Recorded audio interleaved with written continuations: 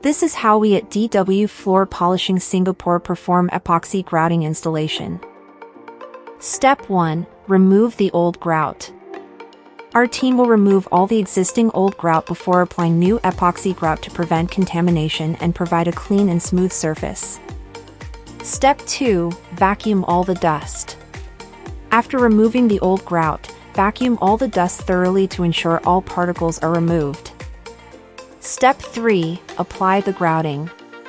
In this step, our team will apply the freshly mixed epoxy grout to the gaps by using a rubber float to spread the grout evenly to ensure a solid bond between the grout and surfaces.